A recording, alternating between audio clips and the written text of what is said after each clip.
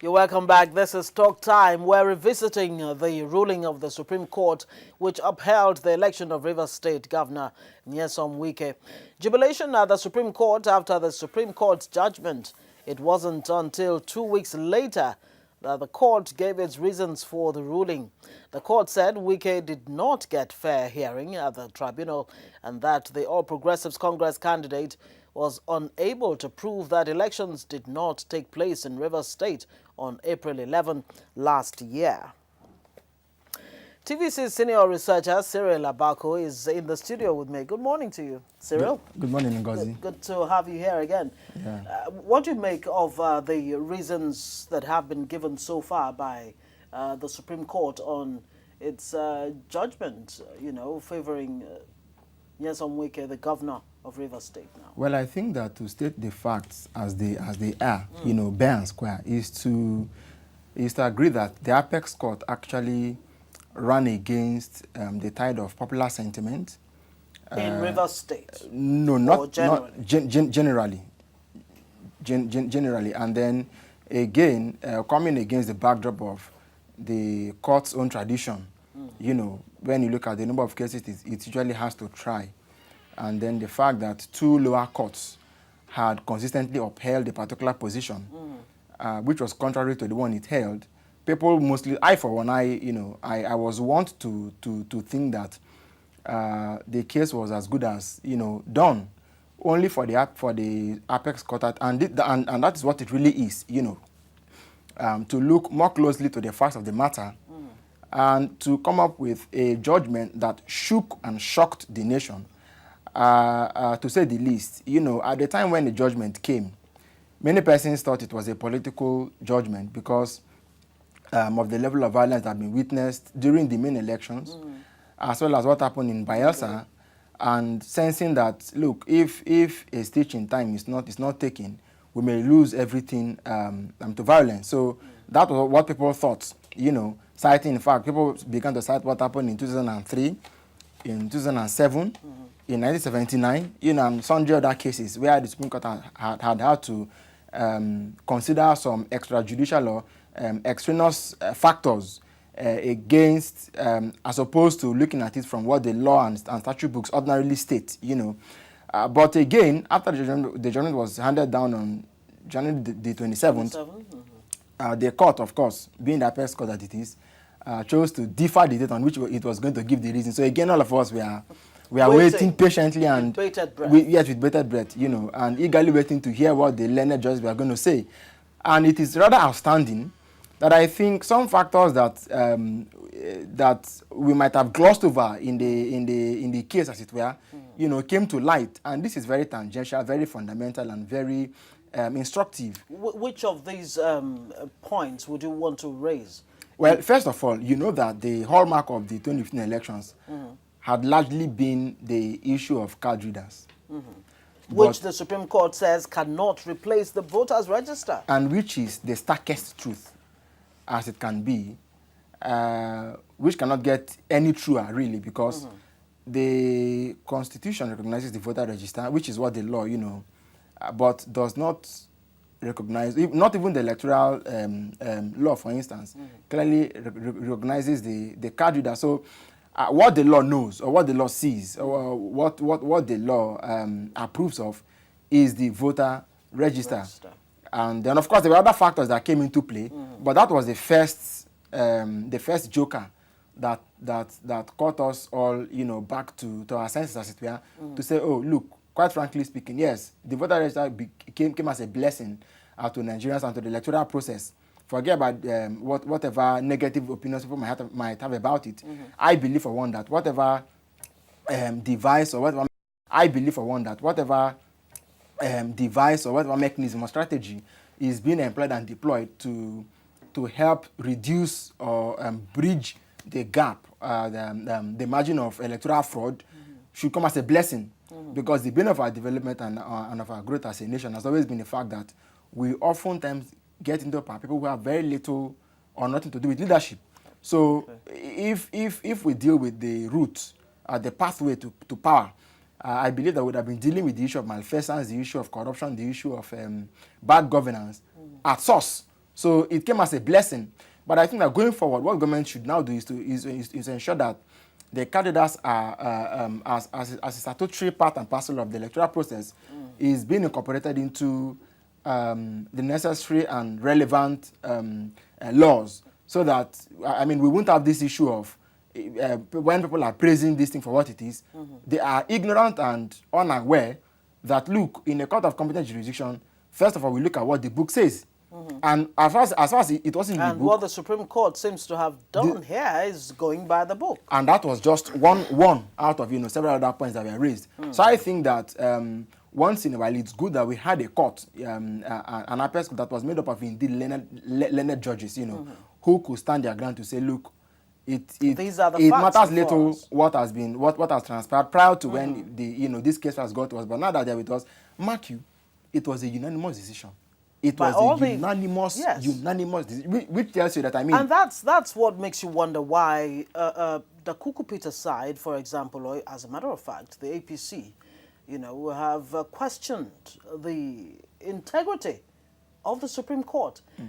I'm just wondering, what does that mean, especially at a time when our president says the judiciary is his major headache? It looks like our Supreme Court, that should be the final arbiter, whether you're talking about election matters or other cases for that matter, is actually in the dock. Riding on the crest of popular sentiment and propaganda, which many times afford political helmsmen or politicians capital advantage in terms of swaying public and general perception, such statements might pass for for what they are. But if you ask me again, I would not hesitate to tell you that, look, most of those things that are being said by Dakuku and Co. are riding on the crest of prior February 9th. No lawyer, no serious-minded. I mean, there's like I told you, I for one, I was shocked. I was taken aback because some of the factors and some of the facts that the Supreme Court alluded to were things that didn't necessarily register on one's mind as deeply as they should have, because popularly we all took it that, look, if the lower court had consistently... Excuse me. Yes, points like the Supreme Court explained that the burden of proof was on Peter's side to prove that the election was marred by wanton violence and that it did not take place. Well, I had the opportunity of hosting covering the election program that day on TVC, and what we saw, well, I mean, it's not in my place. Man Uche Okoro was on ground, and there was a whole lot of drama on that election day. You see, there is something about what you've called burden of proof, or your capacity to actually tell the court, it's the way the law works, really, and which we really can't begin to cast aspersions at any particular quarters. Really, if we were to hold anybody responsible, I mean, Dakuku, who went to court to say that, look, this was what happened, and the courts or the judges are not for that Christmas, okay? They are not Santa Claus. They are there to dispense justice based on facts and evidence. And not sentiments. Now, yes, but again, what I am not going to easily ride on is the fact that violence was so badly widespread that not a single voter could cast his vote. So, Ngozi, let's ask ourselves, what was the margin that was enough to have had the capacity to say this election will be declared null and void on account of violence? You know that then perhaps it should have been 90% or 99% of violence. I don't know whether you get what I'm saying. That is to say, what level of violence in terms of percentage is in comparison to nullify or to say, look, this election actually did not hold in the first place. And because we're looking at a political theater, really, it will vary with each person who is attempting to describe what happened. Depends on which side of the divide. So again, it becomes such a very subjective issue. But again, ask me, do the courts really, are they bound to ride with our subjective opinions and arguments? I doubt it. That's a question. If you cannot quote a relevant section of the law to back up an argument, the courts are not there to look at a sentiment, because anybody can go to court and fake anything. So really, yes, and we depend mostly, or shall I say arguably solely, on what the media reports. But again, it's the media. Cyril, there's an aspect that is really somewhat worrisome.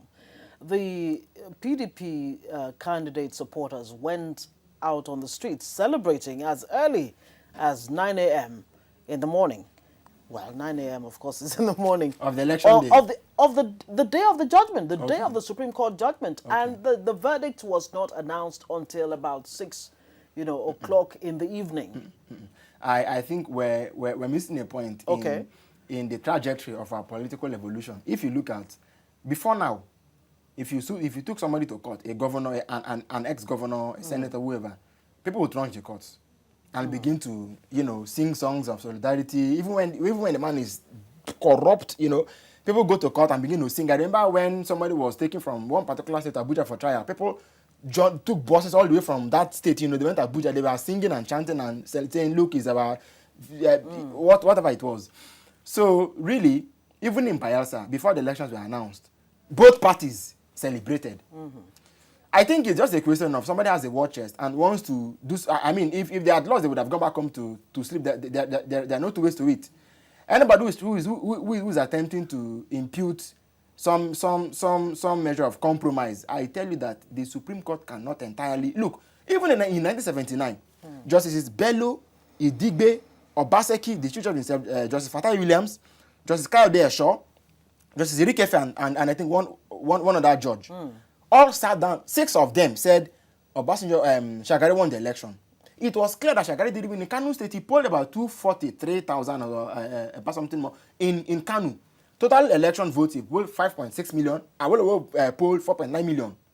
But there was but there was the question of the interpretation of 2/3 of 19 states. Okay, 12 to 2/3. Yes, they went to court, and Awolowo had a clear case. If you ask me, citing Section 34 of the Electoral Decree of 1977 and 78 as amended, saying that Shagari didn't poll a clear 2/3 majority in Kano State. Now, the Supreme Court judges said, look, the military is about to go. There's no need for us to begin to call for a rerun and all of that. Let's not give the Obasanjo regime more stay on. To stay on. It was, out of 7 of them, it was only Justice Kayode Esho that stood out and said, even if the efforts are going to fall, let justice be done. 6 of them said, let this be a carry go. Justice Esho stood and said, I will not allow this. And he wrote out his own judgment, okay? So you can't tell me that the entire Supreme Court of Nigeria will bow to what is really at stake in Rivers State. What was is it that whoever won Rivers State was going to now make laws to upturn the formation of the judges at the apex court? I doubt it. But let me tell you something. If we are going to in any way impute something extra to the judicial process, it will be something that many Nigerians may not have been thinking of. You know, the issues that the former government in the state had with the judiciary, the locking up of the courts, yes, charging the NJC to court, the breach, a lot of things were done. The whole of the judiciary was in total brought to a disarray. standstill in the state. But when Governor Wike came, what did he do?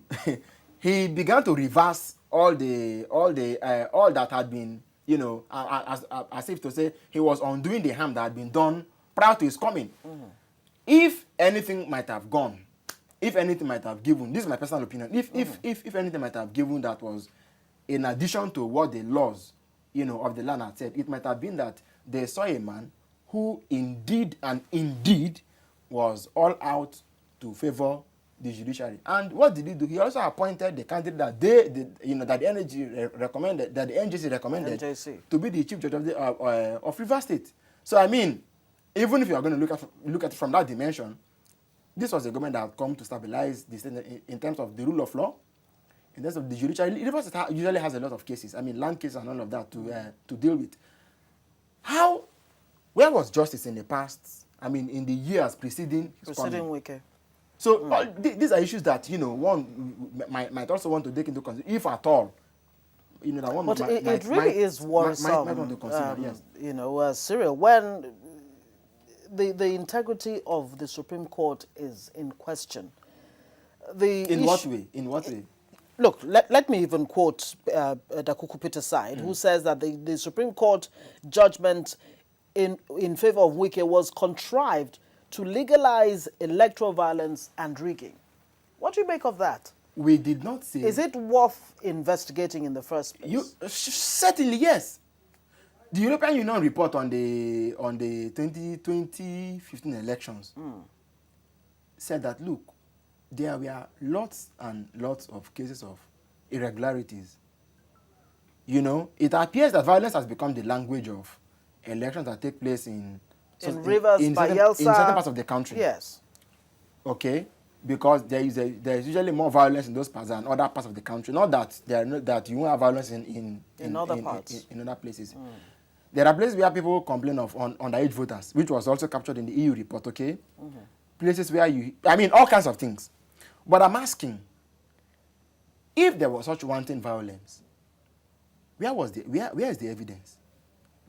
We want to ride on the crest of the evidence that is tendered before the courts. I'm never going to talk about whether who is popular, who is more popular in Rivers State, who is more... No. Let's come home to the issue of the evidence that is there for you to prove before a court of competent jurisdiction that, look, these elections were mad to a point that the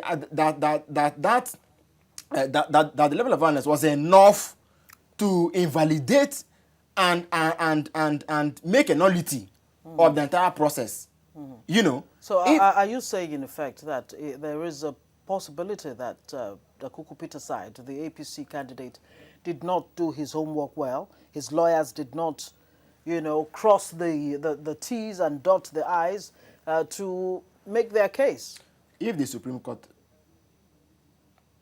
has, on its own, having weighed arguments on both sides, having looked into the nitty-gritty of the entire process, has come up to say that,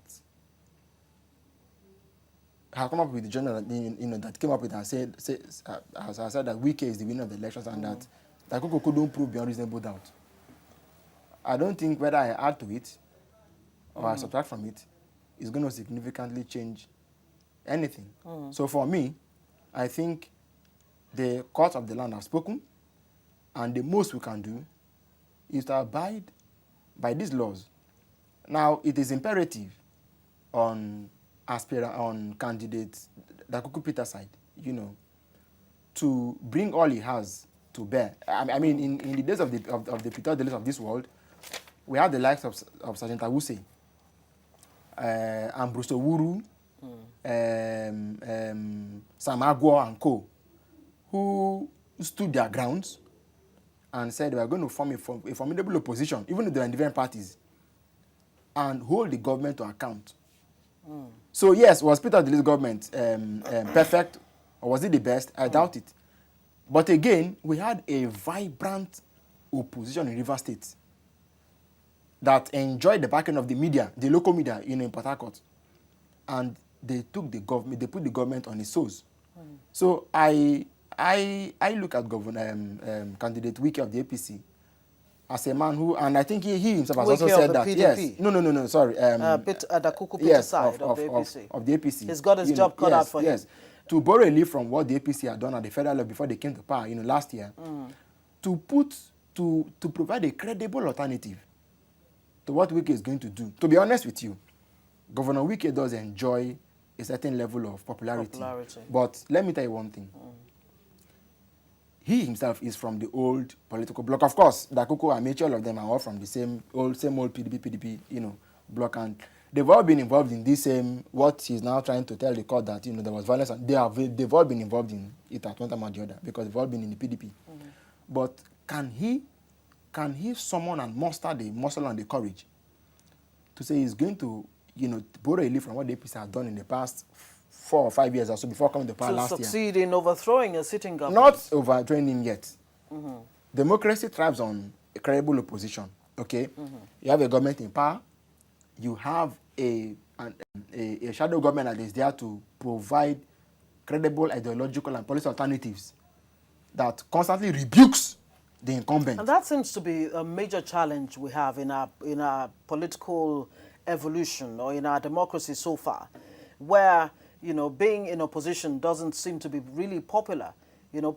Politicians don't understand that, look, we can actually use, opposition to turn around the fortunes of the country, for the better. I think that if you want to look at the issue of opposition, really, beginning from the First Republic, where we had the action group led by Chief Obafemi Awolowo, up to the Second Republic, when we had the UPN led by the same Obafemi Awolowo, until he retired after the Babangida coup. Yes. No, after the 83 elections, actually. And then you realize that, I mean, again, the AD came up at the beginning of the Fourth Republic, and the likes of Bola Ahmed Tinubu, stayed the course and continue on that path until strategizing and making the right connections across the country. They've been able to overthrow a mammoth PDP.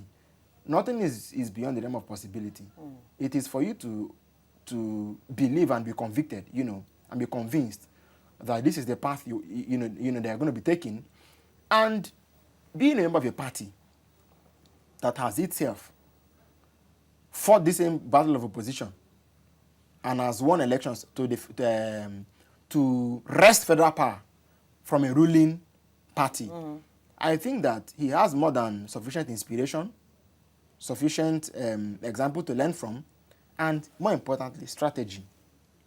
Because the APC is one party that thrives on strategy that is out of this world in terms of its media arm, in terms of its politicking, in terms of its connections, in terms of its war chest, in terms of what its ideological offerings.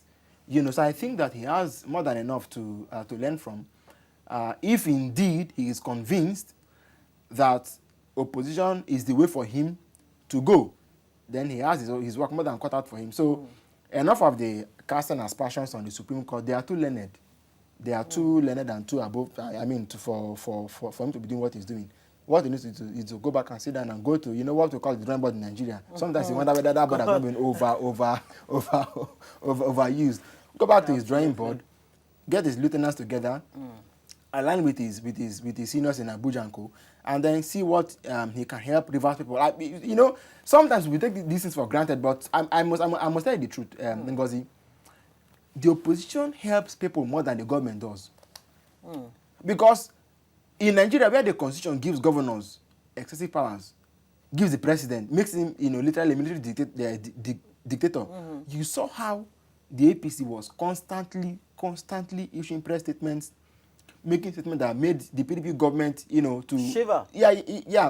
To shiver, up until the point where it couldn't continue. It had no hand power over. Nobody would have thought that in a country like Nigeria, this would have happened. In fact, where before the final results were called, the president had to call his rival to say, look, I'm conceding. Seeing that, I mean, now it looks like, it happened, but it was a milestone. It was a big milestone then. Indeed. So, he can help reverse people better by even being in opposition than being in government. Because by the time he begins to tell, by the time, of course, every government has its life cycle, okay? A life cycle of highs and lows. By the time he begins to cash in on the lows of government and begins to offer credible alternatives, and pointing, I don't want to say those on but then there's a problem of, opposition just for opposition's sake, where you don't even look at the positives in whatever ideology or whatever the sitting government comes up with, whether you're talking about the governorship level or even at the federal level. Before Wike came to power, I think he was still chief of staff then. He and Amechi, they were in the PDP.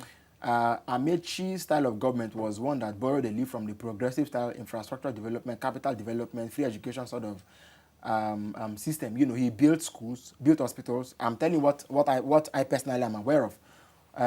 Up until the politics of those times, came to a head, and he had to defect to the APC. Beginning from that point, there was a bit of distraction. It is political and it is realistic.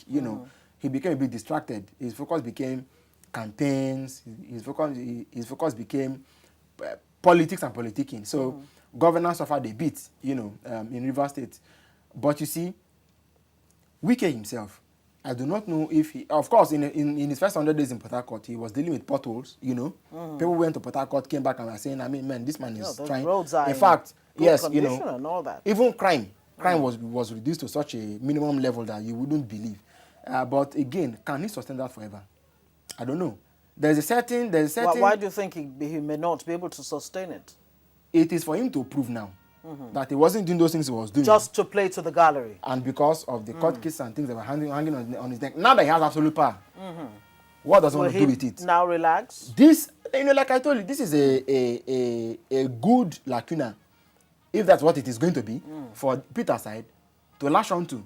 Are there any lessons for the INEC here?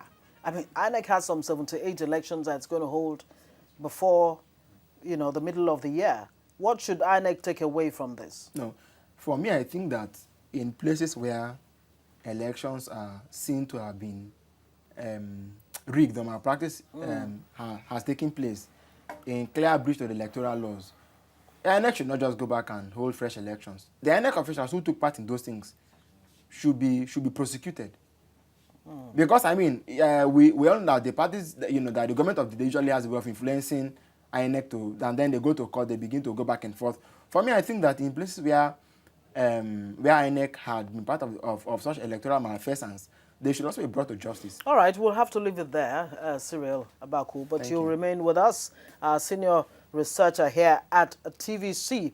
We'll take a break, and when we come back, we'll talk about reports of a ban on the sale of foreign exchange to people paying school fees and medical bills abroad. Now, those reports are not true. Stay with us.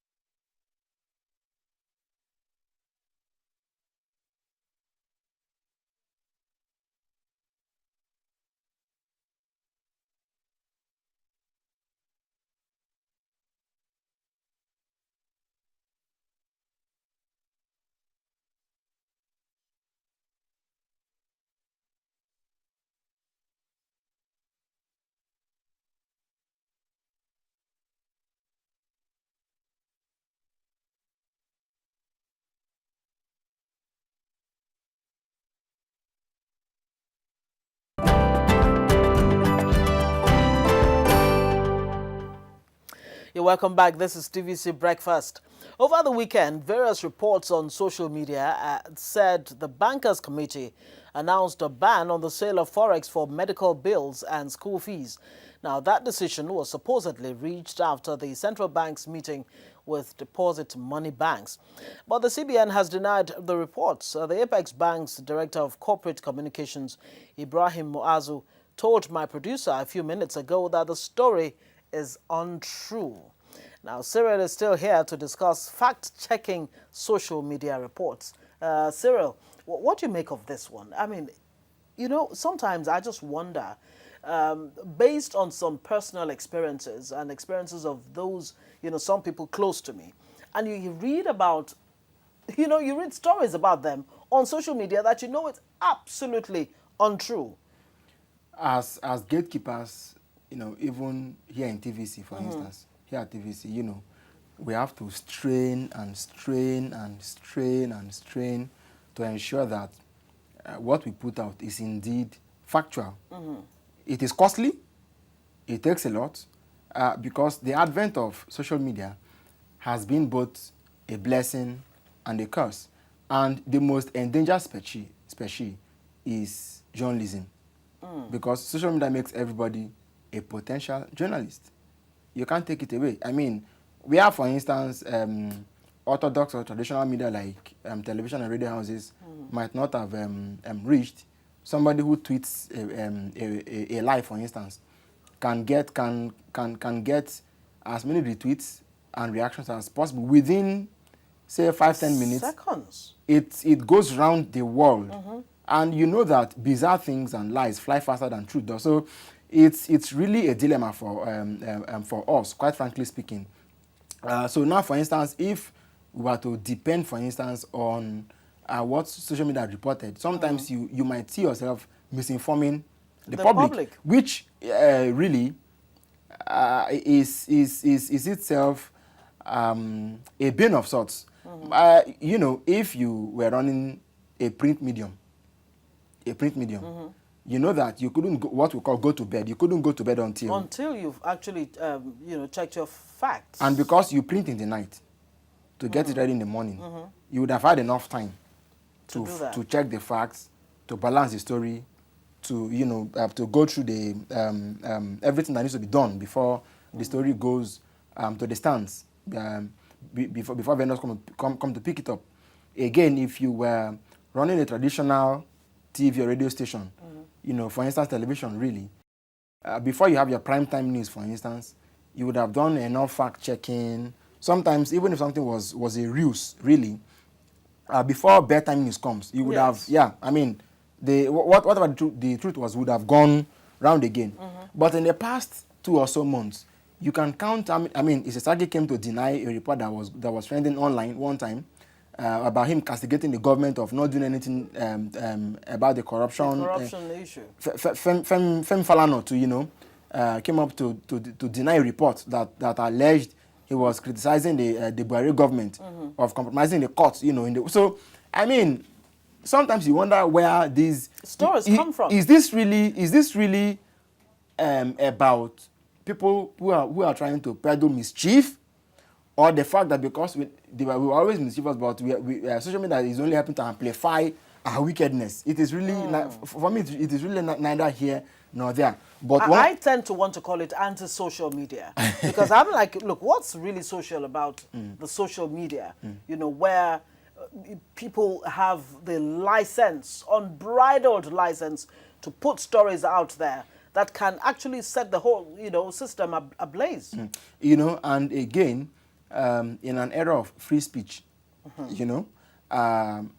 tends supposedly to amplify this particular, not a war really, but this particular, it depends on how you're looking at it really, because there's a saying that all that evil needs to thrive is for good people to be quiet. Arms. So you ask yourself, really, is social media really okay? Hold that thought there. We have a guest on online actually. We've been trying to make contact with him. The Central Bank's Director of Corporate Communications, Ibrahim Muazu. Good morning to you, and thanks for joining us.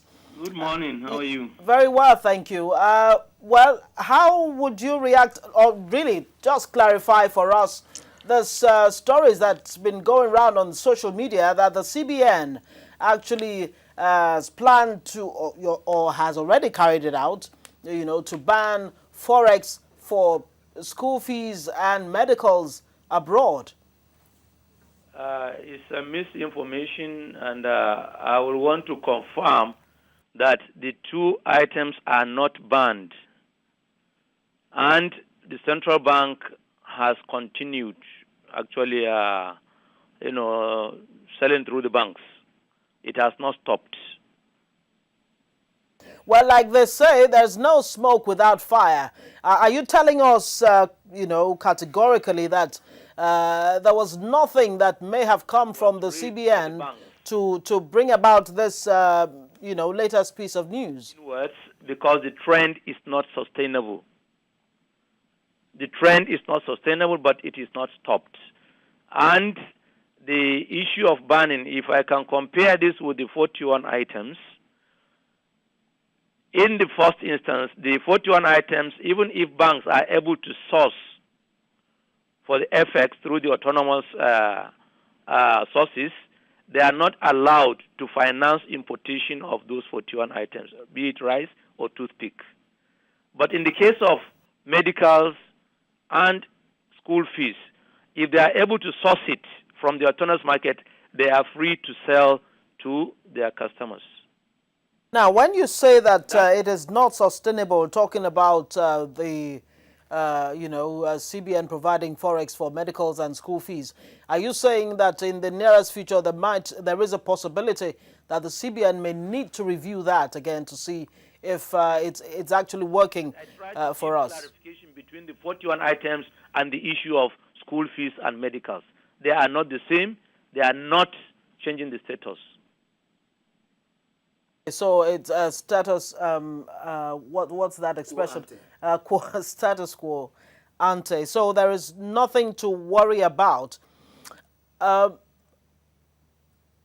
Muazu, if you're still with me, talk to us about the, impact so far of some of the CBN policies that you have come up with, recently, especially with the Bureau de Change that you have, stopped giving forex to $60,000 or so dollars, every week. How is that impacting on the economy so far?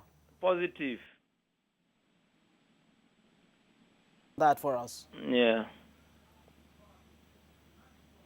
Yes, could you shed more light on that for us? I think it is positive. Those who read the statistics, and I can recall the monetary policy communique issued, which is on our website, has identified or specified some of those benefits.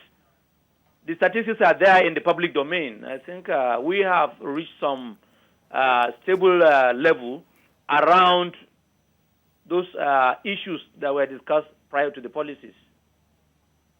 All right, that's fair. Ibrahim Muazu. Thank you. Thank you very much. Have a nice day. CBN. Wish you the same. Cyril, we were talking about, the impact of social media and misinforming largely, the population. And again, so the categorization begins to be something like you people in the medium, in the media, you journalists. But again, you ask yourself, what does it take for somebody to have an online platform, for instance? There are 1 million and one of them. You're on your Facebook, there's a link. You go on Twitter, there are links. You go on Instagram, everywhere you're being inundated. We really don't even have the patience sometimes and the time to actually check whether what we're hearing is true or false. And one thing with social media is that it has this bandwagon effect. Once it's out on one platform, it's taken on another platform, and then it goes viral. And really, again, I do not think the government is doing. For one, I will not root for control. Like what the National Assembly is trying to suggest? Because you see, social media has brought its own ills, its own evils. There are also the bag and baggage that will trail, that will come in the trail of control. It is going to do great damage to free speech, which is a tangential part of democracy. if you ask me, it is a matter of somebody said his own, you are also free to say your own. As far as the existing laws of the land are not breached in terms of defamation, whether it is by libel or by slander. Okay, so each person has to take responsibility for what he hears and what he believes. The bottom line is that social media has come, it can't be taken away. It's come to stay. So it is someone like you and I that goes on, that wears a mask of a particular platform and writes whatever he wants to write. All right. You also have that same power to say what you know is true to be said. When we see evil thriving, it is because truth or good has taken a backseat. But who has a right to bring truth back to the front burner and to bring good back to the front burner? It is you and I. So if we wake up to take our responsibility, as they say, responsibility is the price for greatness. Absolutely, and we'll have to leave it there. Cyril Abaku, thank you very much. Senior Researcher at TVC, talking on a number of issues this morning. It's time to take a look at the dailies, and Bimbola Agbebi is standing by. Of course, as usual, she'll be speaking with some free readers of Nigeria. Over to you, Abimbola. They're not free readers anymore. It's the review of the stories that made headlines this morning on the front pages of the Nigerian newspapers.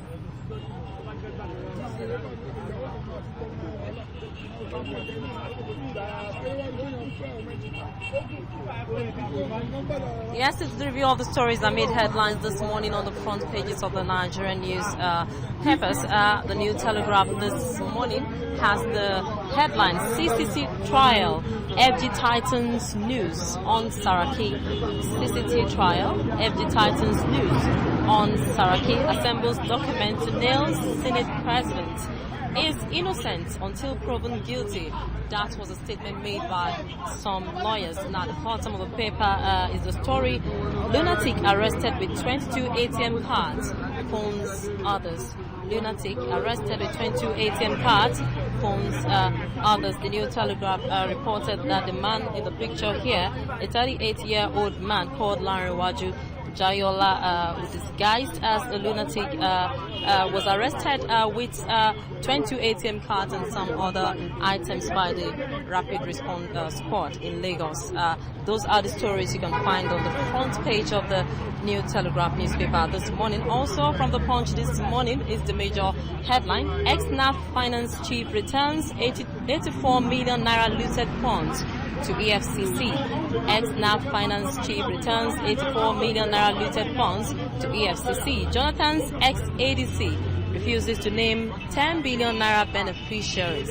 That's the major headline the Punch newspaper has in it this morning. And below here is a colorful picture of some picnickers at Abuja Millennium Park to celebrate Valentine's Day. I'm sure the story is somewhere in the papers. Also from the Daily Sun newspaper here this morning is an update on the arms probe. Arms probe ex-DMI.